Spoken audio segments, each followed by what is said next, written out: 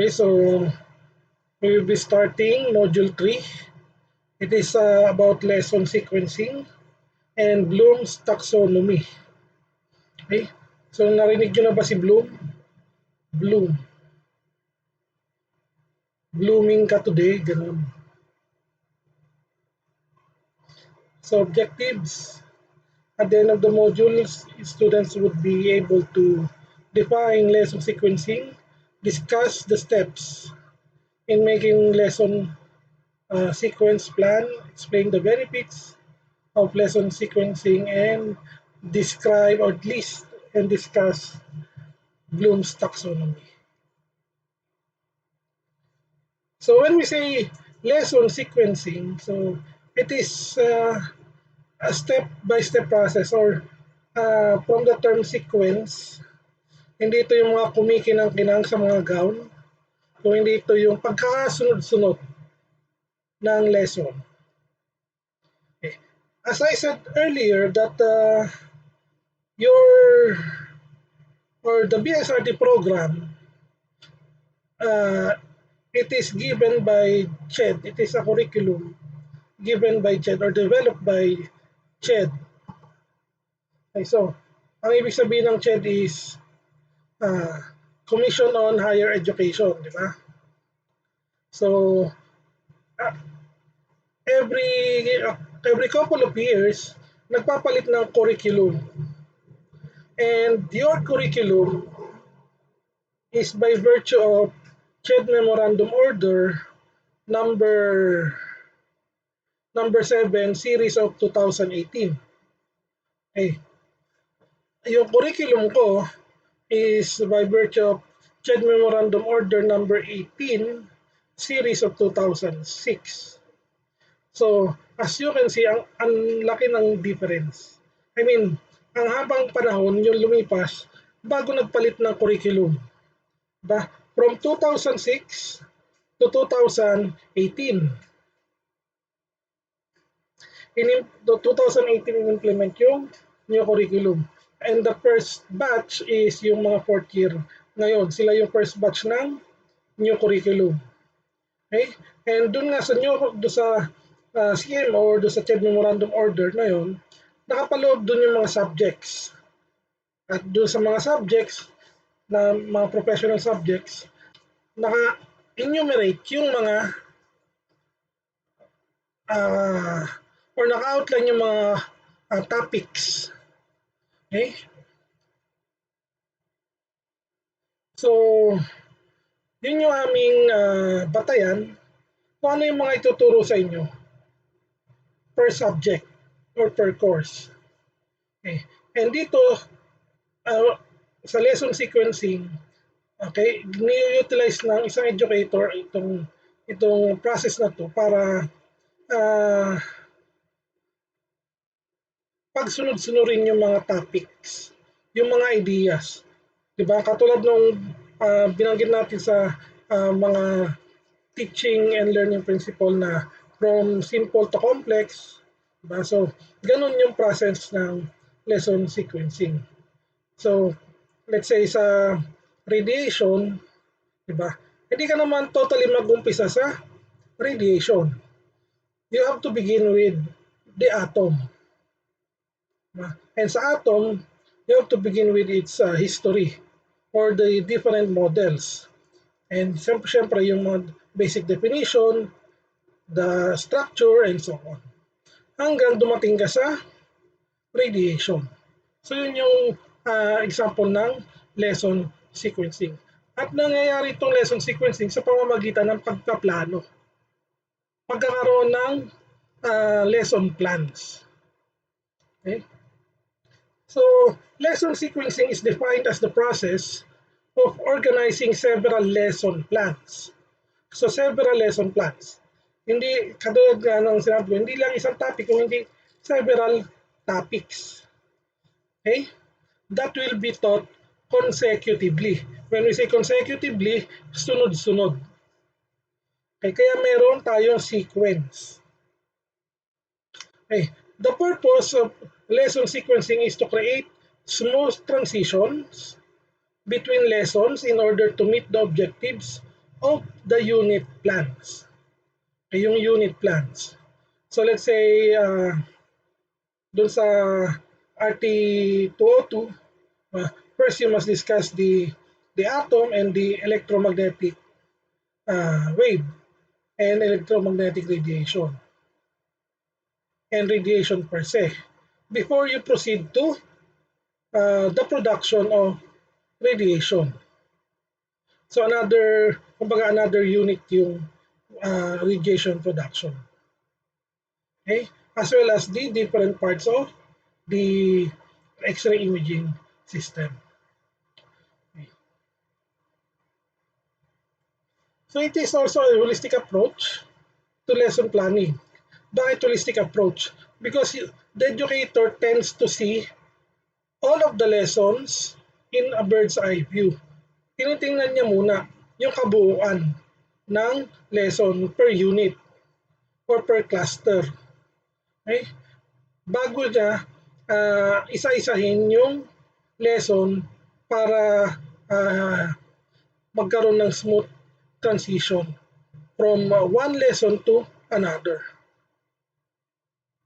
Okay? Kaya nga as much as possible, every end ng mod or every beginning ng module natin, we look back to the previous topics, to the previous lesson to know kung may na-retain ba sa inyo, may naiwan bang knowledge, may napulot ba kayo sa previous lesson or wala. Yun. Or baka naman, open lang yung computer nyo, tapos iba pala yung ginagawa nyo, di ba? Okay? So, sayang. So, the main steps to create lesson sequence plan are the following. First, decide on a sequence objective. Okay. So, yun nga, kailangan magkaroon ka ng objective on ano yung gusto mo na matutunan ng student mo sa isang particular unit. Okay? So, syempre, usually naman, the educator is guided by, of course, the objectives ng bawat course or bawat subject. Doon kasi sa ating CMO, nakalagay din doon yung mga course objectives. Di ba during course orientation, di ba pinoproject ko yung mga course objectives. And those course objectives are the guides in making lesson sequence plan or lesson plans. Okay? So usually, hinahati sa college, hinahati natin yan in 4. Dito sa CEFI in 4 units. Ayun, so ako, ang ginagawa, hinahati ko sa 4 units. Di ba? Kasi we have 4 terms. Prelim, midterm, semifinals, and final period or final term. Okay? Then determine how a sequence can progress the class along the learning arc. So, ayan. Determination, so it is part of setting objectives pa rin. Then break this sequence down into manageable chunks. So, kung kanina, sinabi ko na from simple to complex, di ba binanggit din doon sa principle of teaching na from complex to simple, from simple. So, ganun may apply din yung dito sa steps in lesson sequence plan. So, nag-umpisa tayo sa broad, in bird's eye view of the whole unit topic. Then, i-break down siya into small topics or areas. Okay. Then ensure that each chunk fits into a lesson and accompanying with tasks.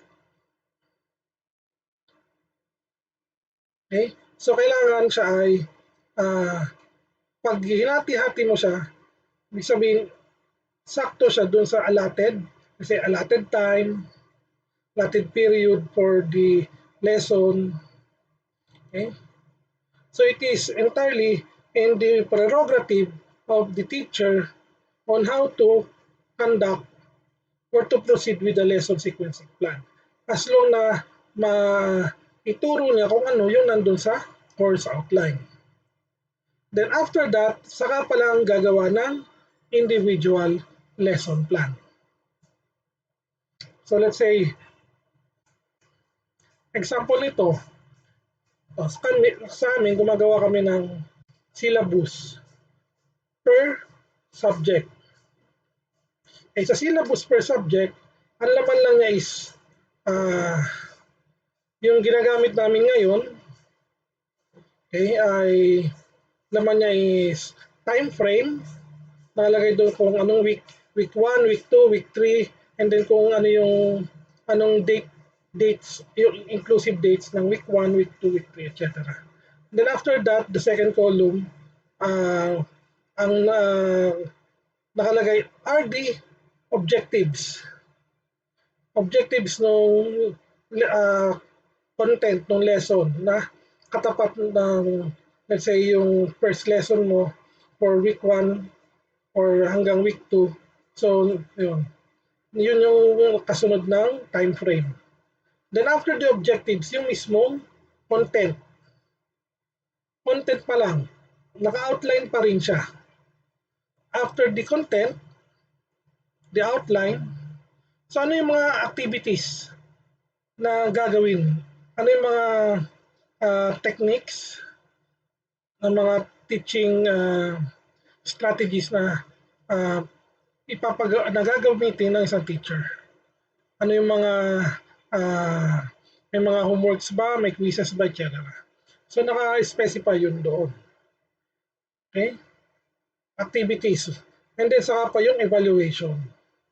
So, then after nun, okay, yung sa syllabus, so breakdown na siya, na-breakdown na, kumbaga naka-breakdown na rin naman siya sa syllabus. Pero, after ng syllabus, saka pa lang kami gagawa ng individual lesson. Let's say, Module 1, nakalagay nga doon yung title ng Module 1, pero hindi pa doon nakalagay kung ano ba yung mga specific. Kasi ano pa lang naman, outline pa lang naman eh. Yung outline na yun, pwedeng magkaroon ng other terminologies na related dun sa topic na nasa outline. Or hindi, syempre, kaya nga outline, so yung mga major topics lang ang naka-indicate doon. Yung mga subtopics pa nun is makikita na lang yun kapag gumawa na ng individual lessons yung teacher. Okay?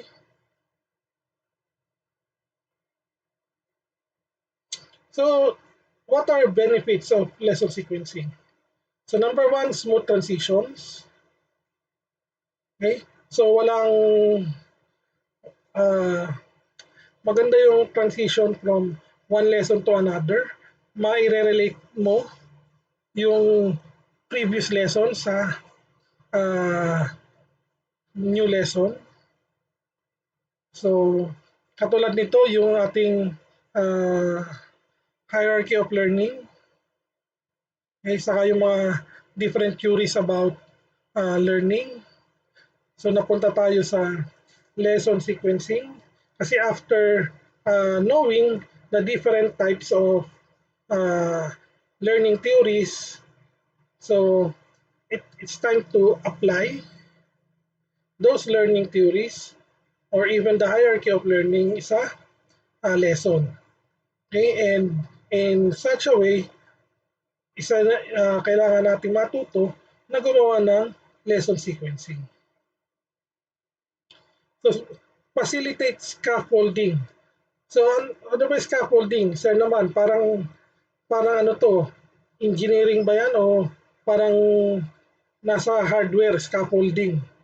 So, scaffolding is a term used in education, okay, na ito ay parang self-learning. Okay? Self-learning to.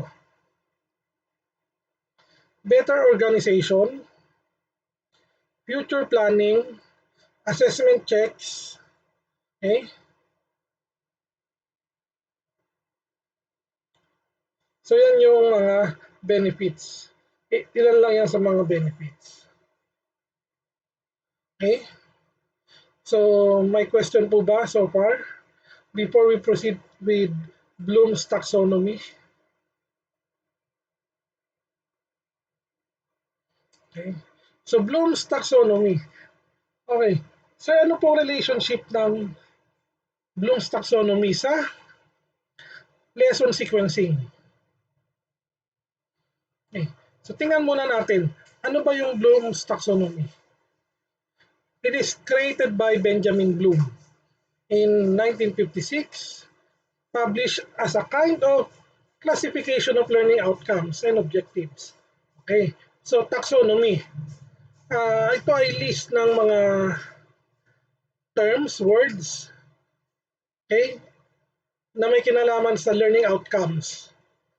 At ginagamit itong mga terms and words na to kapag bumubuo ng isang objective. And kailangan natin na alamin paano ba bumuo, paano ba mag-construct ng isang objective. Diba?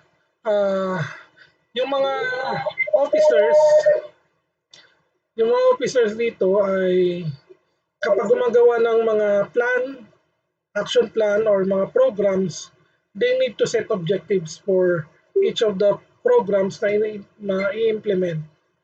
Diba? Halimbawa sa Artist Guild. So, you need to learn how to construct objectives. Siyempre, it can also be your guide in your study na marunong kayo mag-set ng objectives.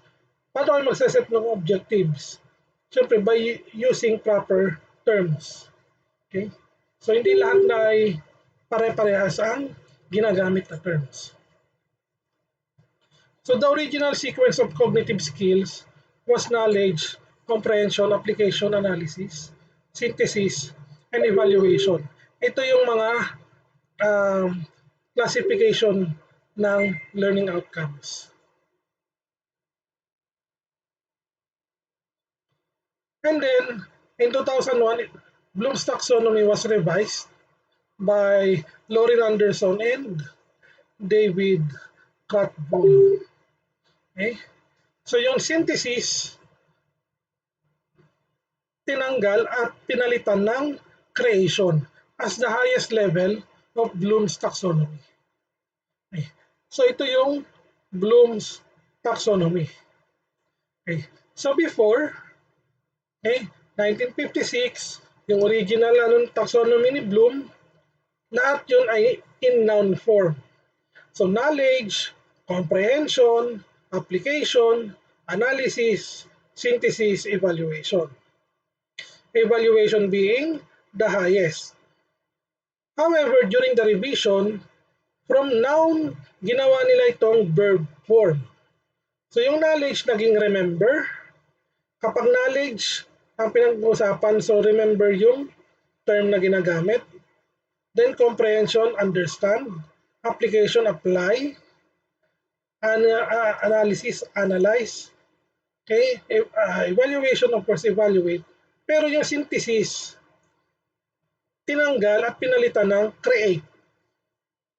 Okay, so create being the highest level in Bloom's taxonomy. In the revised Bloom taxonomy. So paano bakit kaya ginawa itong highest level, yung create? In your, sa palagay nyo, bakit kaya? Ano ba ibig sabihin ng create?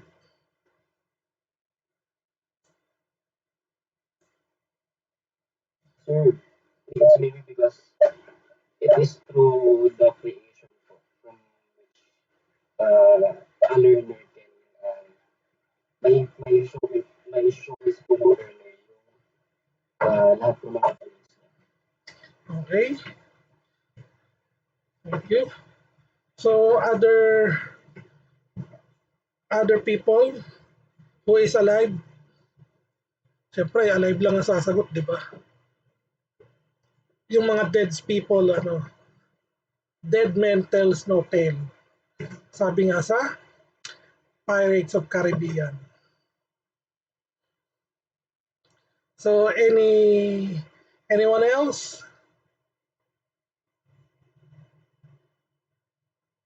Sir, Yes, Miss pwede Dito. ba po kasi sa create yung action? Okay, so nandun na yung action. So kumbaga, from uh, from the knowledge you gain throughout the, let's say, particular lesson, now you can apply it into action. Ganun ba? Okay, sige. Thank you. Okay, meron pang iba?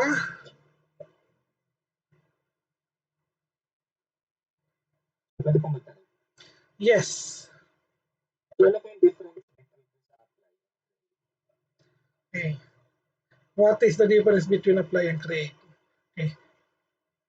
When you apply something, ibig sabihin there is an existing knowledge. Kaya nga 'di ba? Ano yung pinakailalim? Knowledge. So in order yung knowledge is through remembering. Katulad nung kay Gagne na signal learning or stimulus response, diba? Then, in order for you to comprehend something, to, ano yung pangalawa? Yung sa verb nga is, it's to understand yun. In order for you to understand something, syempre, you have to first have the knowledge to that something, to a particular theory, let's say theory. In order for you to understand a theory, you have to have a knowledge about the theory. You have to remember that theory. And then if you gain understanding, you know how to apply, when to apply that particular theory.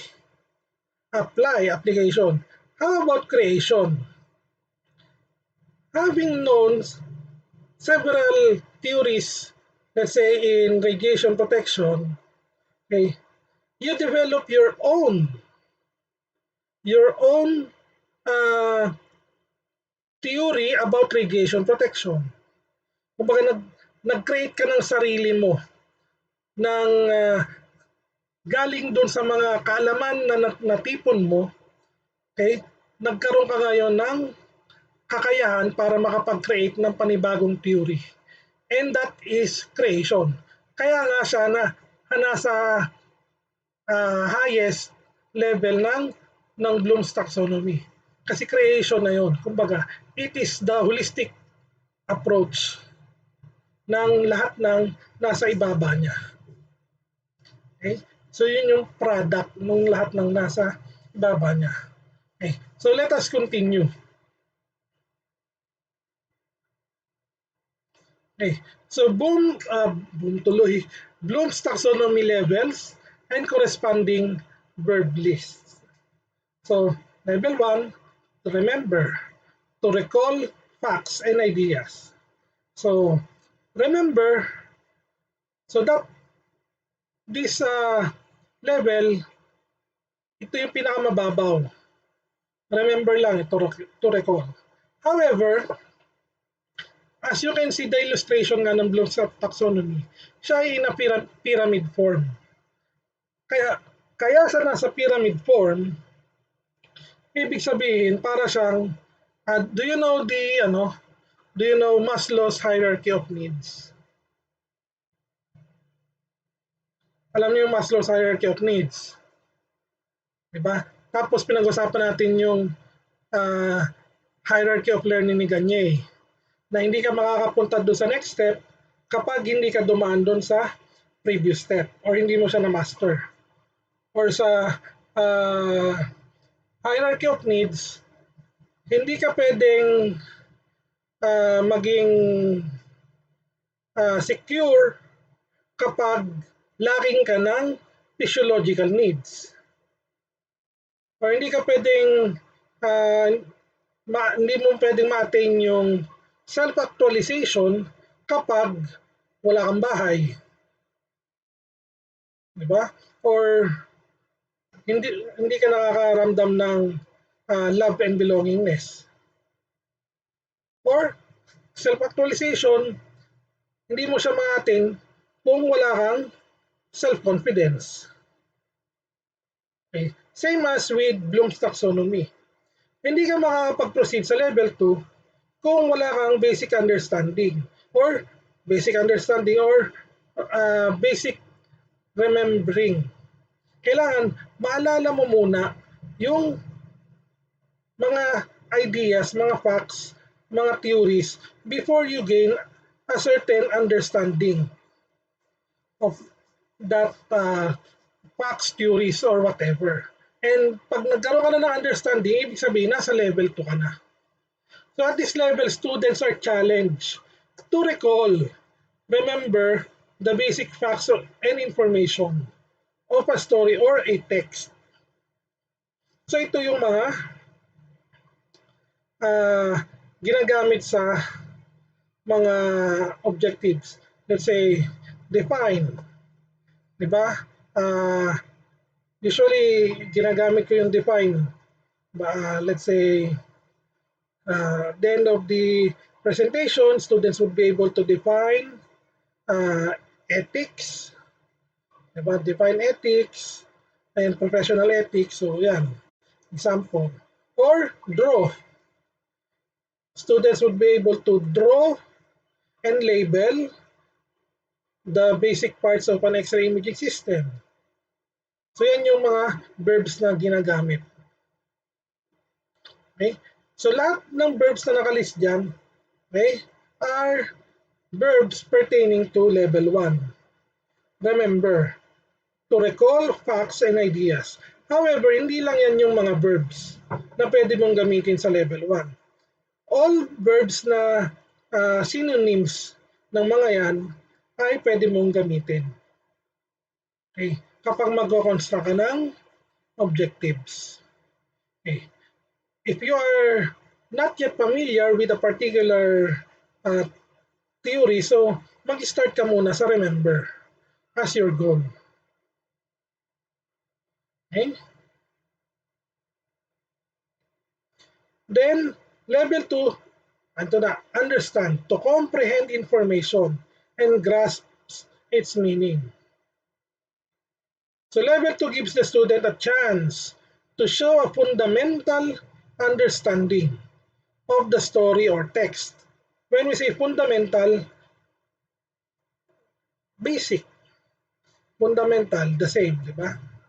Ano yung mga example? Add, clarify, compare, contrast, explain, give, infer, observe, predict, summarize, translate, differentiate. Yan. So, yan yung mga verbs na ginagamit. Okay?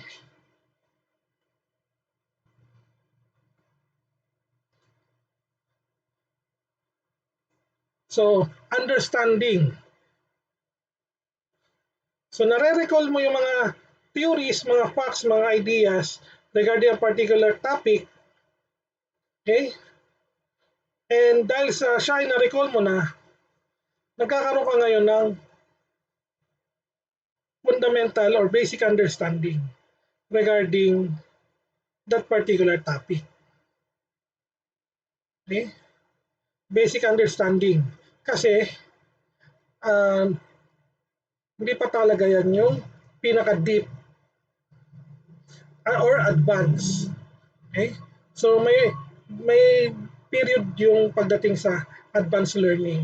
Ito ay basic or fundamental learning pa lang. Okay? So next level, apply.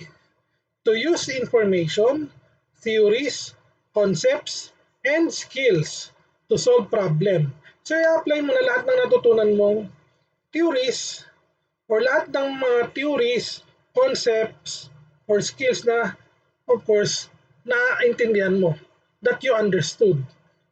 Siyempre, you will not be able to use any theories, concepts na hindi mo siya naiintindihan. Diba?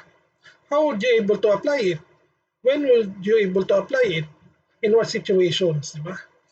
Kailangan may understanding ka, at least basic understanding, in order for you to apply those theories or concepts.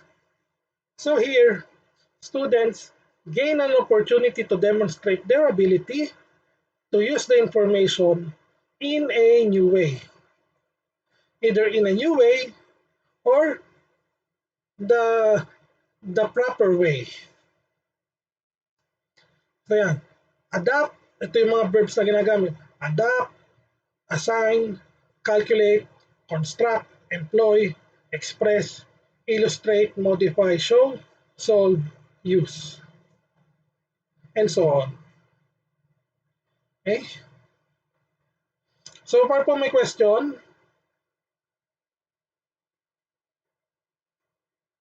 Okay, so let's move to level 4. And level 4 is analyze. Okay, to make connections, recognize patterns, and deeper meanings.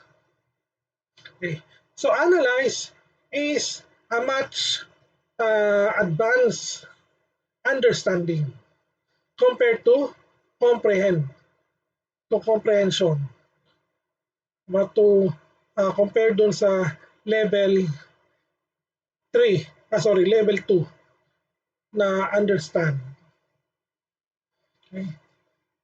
So dito, you can make connections between different theories, different ideas, okay? And you can be able to see patterns in some of the, let's say, minsan sa pagko-construct ng exams. Okay? So, swerte kayo kapag marunong kayong or alam nyo yung technique sa paggawa ng exam. Kasi when you know how to make an examination, particularly multiple choice, you know what to review and what not to review. Nagets nyo ba? Kasi kung alam nyo kung paano gumawa ng isang multiple choice exam, alam mo kung ano yung dapat mong reviewin sa mga topics na na-discuss at ano yung possible na hindi isasama sa exam. Okay?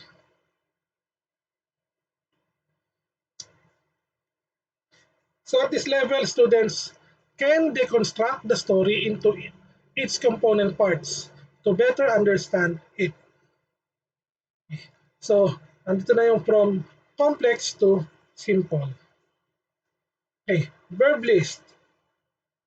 Break down, characterize, classify, contrast, distinguish, explore, identify, investigate, order, prioritize. Okay? So as you can see, yung mga terms or verbs na ginagamit natin, they are not confined into one level only. Okay. Katulad ng contrast and identify, di ba? Nagamit na natin yan. Yung identify, nagamit yan sa level 1. Contrast sa level 2. So, bakit po siya nandyan? So, it can also be used in level 4. Okay. So, let's say, example, using the what's written in the slide. Diba? So, yung daw story, break down into the component parts. So, paano yung magiging objective? So, let's say, identify the climax of the story.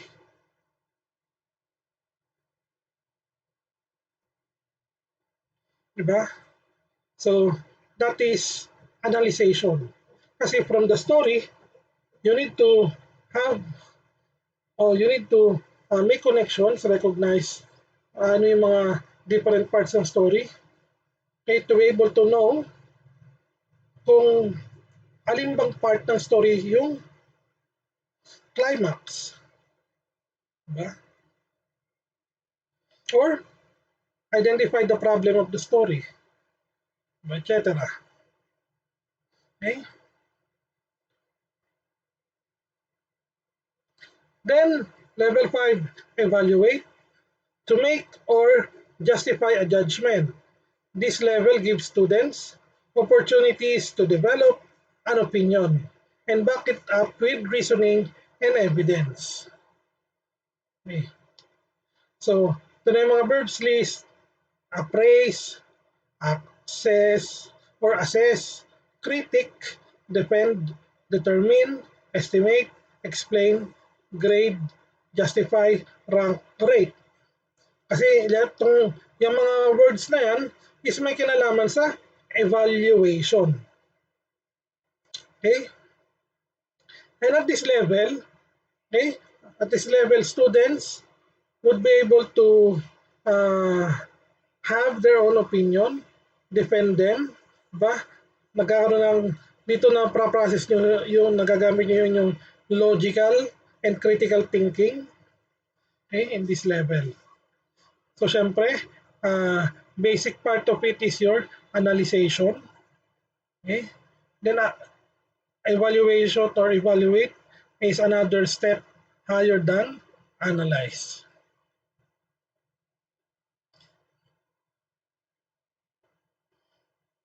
And then lastly, it's create. To combine elements of learning to create new or original work. At this level, affords an opportunity for students to take what they have learned and make something new from it. Okay. So nandiyan na abstract, assemble, combine, compose, construct, correspond, design, develop, generate, integrate, portray, and produce. Okay. So, okay. So, sa totoo lang, kakonting learners lang yung nakakaabot sa create. I don't know why. Siguro dahil sa educational system nga ng Pilipinas na kung ano lang yung sinubo, kung ano lang yung tinuro, yun lang. Hindi na sila or hindi na maghahanap pa ng iba yung mga students. Diba? Ang may example ko dito sa create na to is yung mga students na nagkakaroon ng inventions.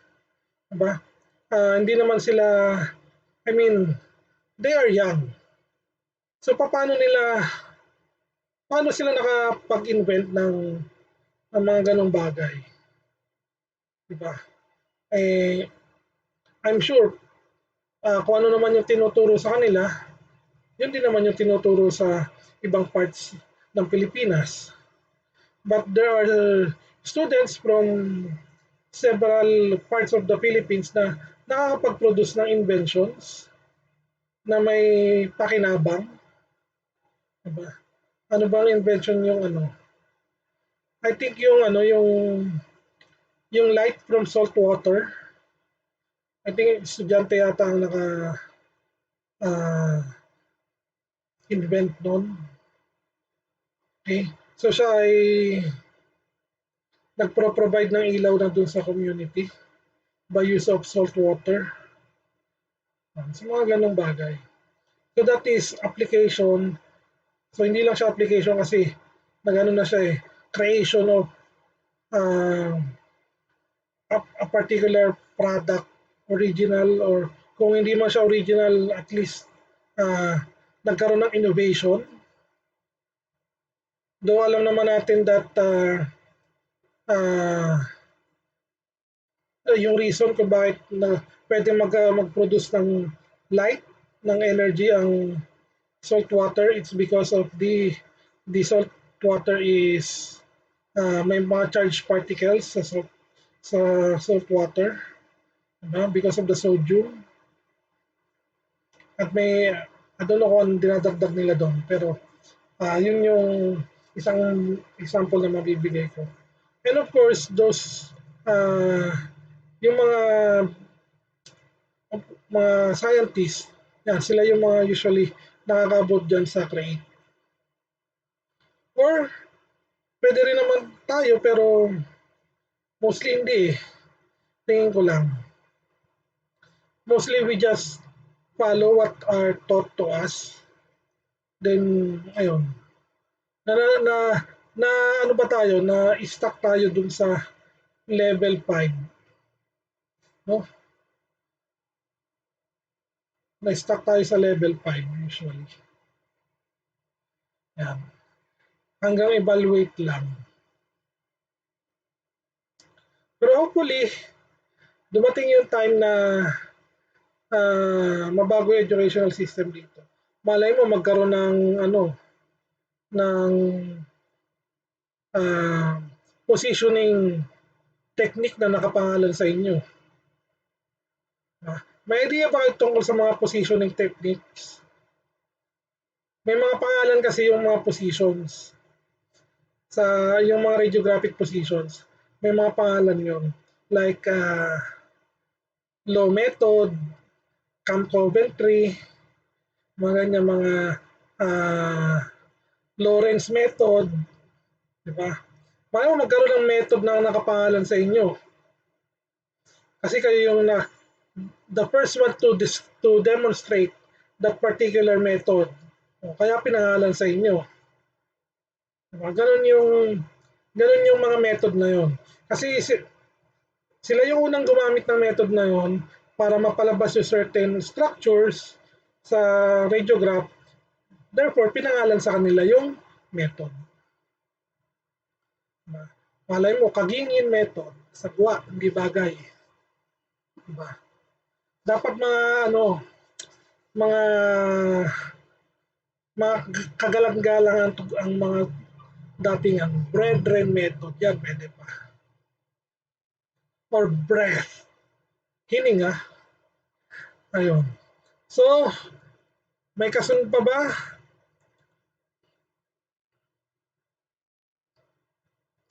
Ayan. So, katulad nga ng sinabi ko, ayan, the verbs listed above do not represent the comprehensive list of all the possibilities of verbs and verbal phrase available at each level. So, hindi lang yan yung mga verbs na pwede natin gamitin. Marami pang pwede natin gamitin at yung iba nga ay pwedeng gamitin sa ibang level. Okay? Okay? So, depending on a particular context and purpose. Okay. So, a useful way to employ verbs lists such as those above is to incorporate them into your learning objectives for lessons or for longer range planning such as term plans or writing a curriculum or scheme of work. So, you can use this also in your study. Kapag mag-aaral kayo ng mga subjects nyo or mga topics sa mga subjects nyo, kailangan nyo set goals. And then at the end of a particular period, evaluate mo yung sarili mo. Na-attain mo ba yung goal? Or goal met ba? Or goal unmet? Diba? So you have to, that can be a study practice. Diba? Then, yan. After knowing the different verbs or different levels, as well as the verbs used in Bloom's taxonomy, so now we go to the different types of objectives. So there are objectives can be classified into 3 domains. So cognitive, psychomotor, and attitude. Or yung commonly known as knowledge, skills, and attitude. Okay? Or SKA. or KSA. Okay? So cognitive learning domain objectives. It deals with what the student should know, understand, or comprehend. Emphasize remembering and reproducing something which has presumably been learned. Solving some intellective task for which the individual has to determine the essential problem. Reorder given material or combine it with ideas, methods, or procedures previously learned. Okay? Vary from simple recall of materials learned to highly original and creative ways of combining, synthesizing new ideas and materials. So basically, when we say cognitive learning domain objectives, syempre may kinalaman sa knowledge. Okay? So, tingnan lang natin yung unang line ng nakalagay dito sa slide. Diba? Yung unang bullet. Deal with what the student should know, understand, or comprehend. So basically, may kinalaman sa brain. Okay? Pag sinabing cognitive, may kinalaman sa knowledge sa brain. Okay? So, kapag cognitive learning should encourage higher order thinking skill using Bloom's taxonomy as a guide. So, higher order thinking skill daw. Okay? So, sample. Ito yung sample objective. The junior high school student at the end of the lesson, okay, will label clouds as being cirrus, stratus, cumulus, or nimbus. When shown actual clouds or pictures of them with 80% accuracy. Okay. So yan yung sample natin na objective. Okay. Since being able to identify different kinds of clouds requires the student to understand or comprehend the categories indicated, this is a cognitive objective. Okay? Cognitive objective nga ba? Okay. Siyempre, cognitive. How can you identify how can you draw a particular type or kind of clouds when you don't know kung ano talaga itsura nila at you don't have any knowledge regarding clouds. Diba? So bakit po may ABCD yung objective? Ba't hindi po siya dire-diretso? Wala lang, natanong ko lang po, sir. Okay. Ganun ba? Wala lang din, gusto ko lang din may ABC. Grabe, sarap kausap ang sarili ko. Ayun. So, hindi po. May reason po ba't may ABC yan. Okay? So, pinapakita dyan yung ano ba dapat yung components ng isang objective? Paano ba magsulat ng objective? Okay, when writing an objective, you need to be smart. Your objective should be smart. Wala to sa wala to sa slide natin. Yung objective ay kailangan maging smart. Okay. When we say smart, S means specific. M means measurable. A means attainable. Okay, ano kasunod? Smart. R means realistic. And of course, T means time-bound. Okay? So, time-bound ba? Yes, bakit? At the end of the lesson. Specific ba? Yes. Paano naging specific? Ayan, is very specific. label will label the clouds as being blah blah blah. Ano pa?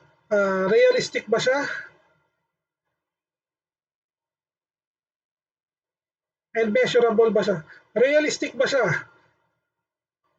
Oo naman. Diyos ko, junior high school na yan. Hindi pa ba niya alam kung anong mga kinds ng clouds? Kayo ba? Kailan niyo natutunan yung kinds of clouds? Elementary o junior high?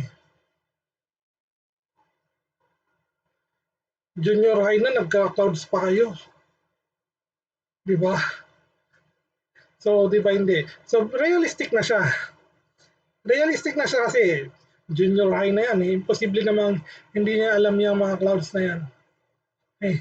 Then, measurable. Measurable? Oo, kasi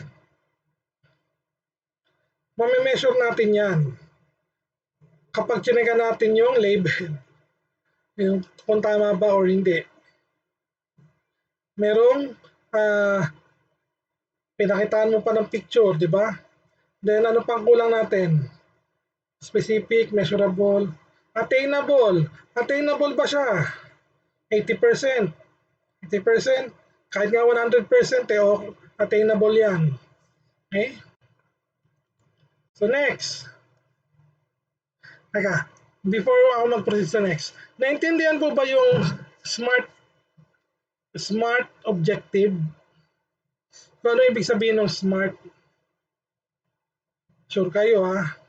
Para kayong yung mga leon at aso sa kotse.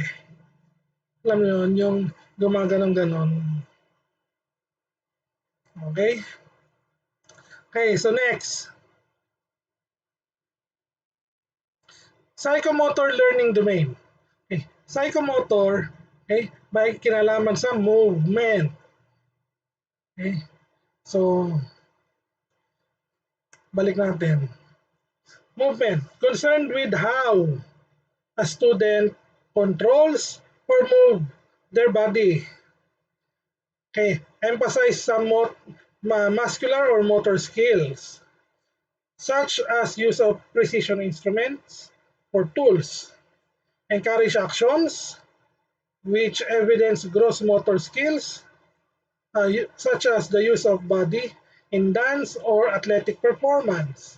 Include examples like typing 25 words per minute, printing letters correctly, painting a picture, or dribbling a basketball. So, again, psychomotor, may kinalaman sa movement ng body. Okay. Example, third grade students at the end of the unit on handwriting will write the letters D, B, G, and P using cursive style handwriting, forming each letter correctly and with a single smooth stroke. Okay, i-assess natin. Pasok ba siya sa SMART? It's your time to shine. Kayo naman. Pasok ba siya sa SMART? Is the objective SMART?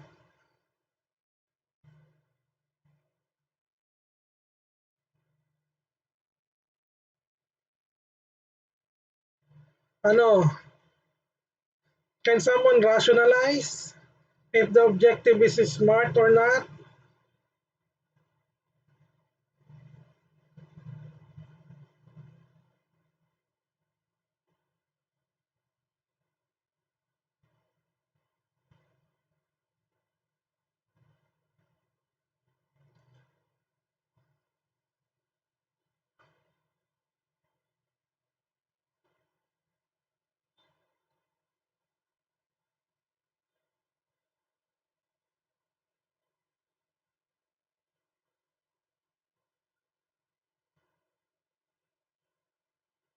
Miss Nabing, Is the objective SMART?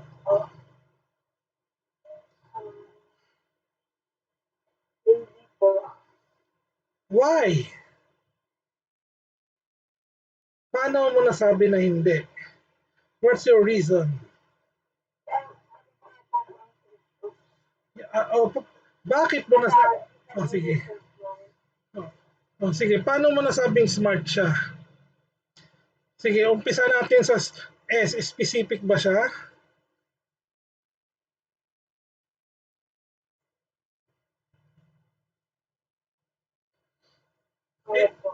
Paano siya naging specific? Ito po bang ABCD? Ang Psychomotor po ba? I mean, yan yung objective natin, di ba? A third grade students at the end of the unit on handwriting will write the letters D, B, G, and P using cursive learning learning cursive style handwriting, forming each letter correctly and with a single smooth stroke. So ang question ko ay smart ba siya? Smart ba yung construction ng objective? Huwag mong pansinin yung ABCD. Trip ko lang yan.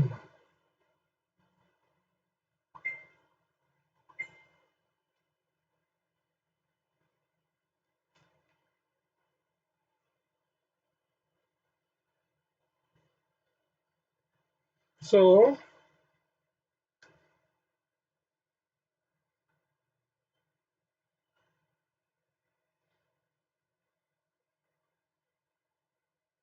wala pala kayong pasok kay Sir Clyde.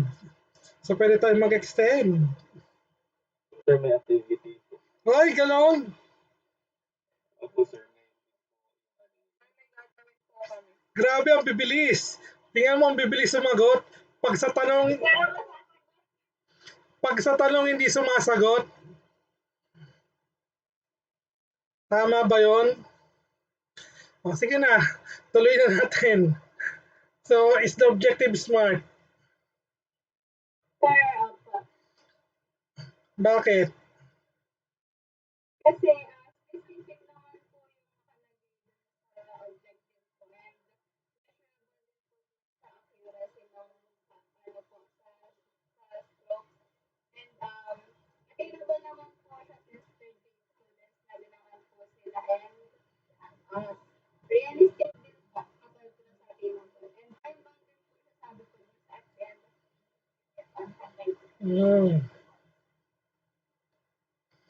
Okay. So, tama. Kasi at the end of the unit on handwriting, okay, unit siya, hindi siya lesson.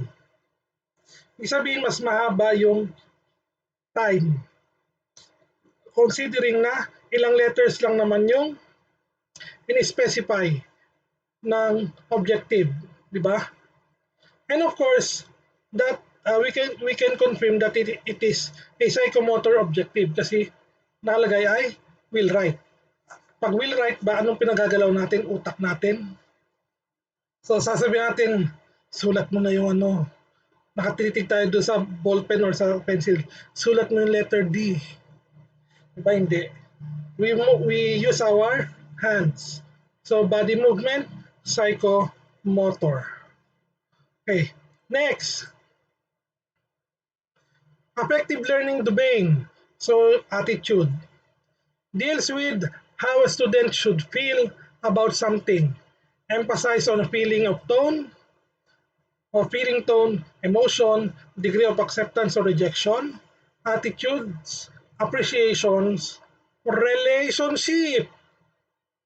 Vary from simple attention to selected phenomena to complex but internally consistent qualities of character and conscience. So include examples like listening attentively daw, enjoying music daw, or appreciating literature. Or art appreciation. Napakagandang subject ng mga new curriculum. Art appreciation, Pinagdaanan nyo yan, alam ko yan. Na-appreciate nyo ba yung art? Okay. So, go. Moving to the objective. Okay. So, basa.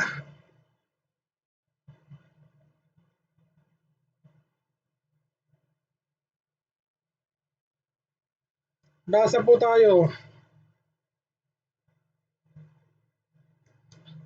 So, Mr. Porte, can you read?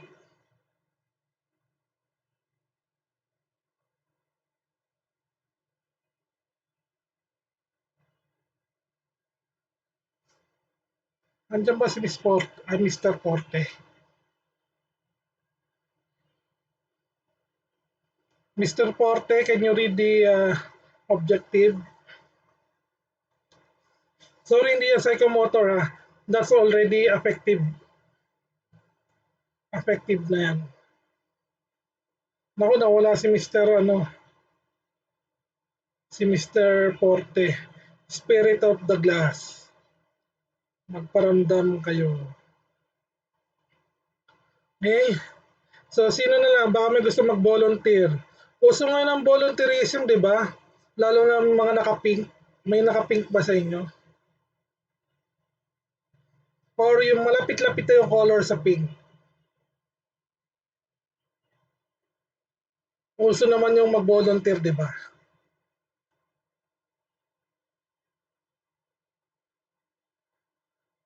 Let Presi lead.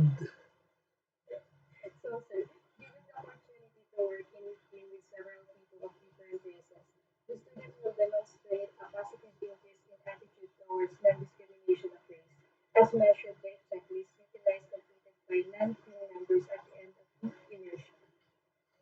Okay, so thank you. So, smart ulit. Smart ba siya yung ating objective?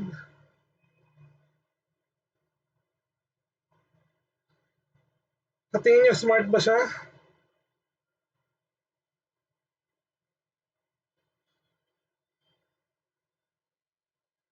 Una, specific ba siya?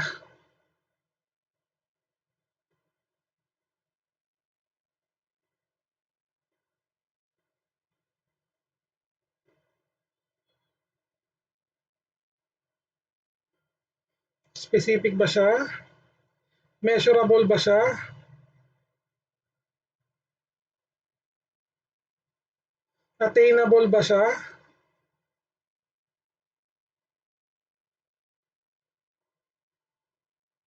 Realistic ba siya? Makatotohanan ba? Time-bound ba siya?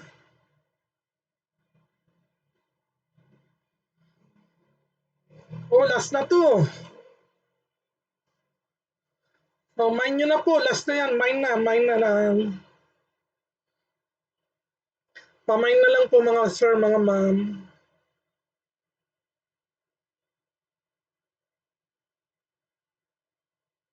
So, what do you think? What do you think, Rastaman?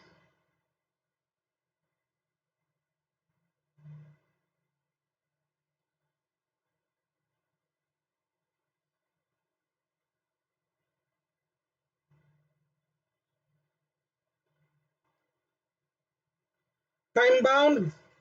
Check or uncheck? Time-bound ba? Yan. Mag-aladogi tayo. Then, realistic ba siya? Realistic? So, ano bang dapat mangyari? Magkaroon daw ng positive increase in attitude toward non-discrimination of race.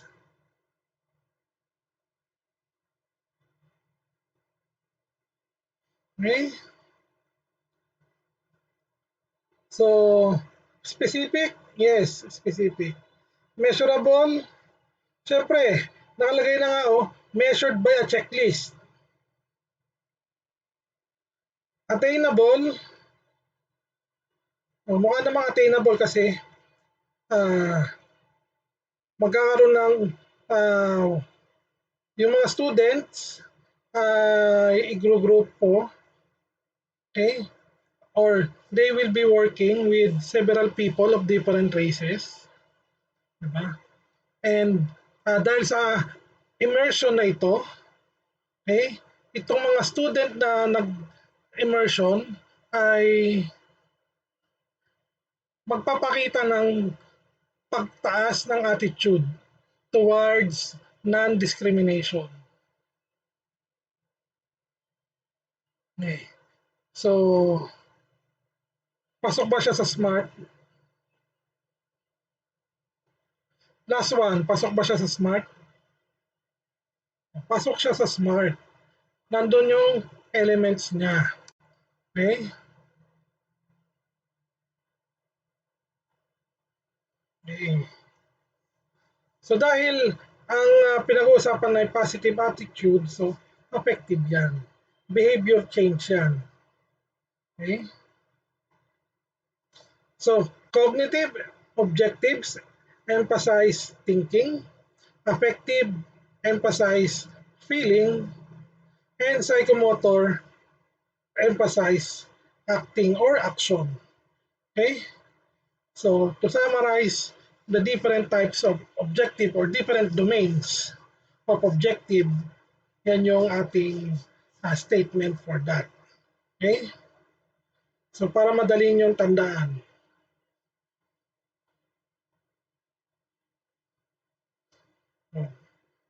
Okay? So, ayun, biruin mo yun, tapos na po tayo. Okay, may question po ba? That ends our lesson for today.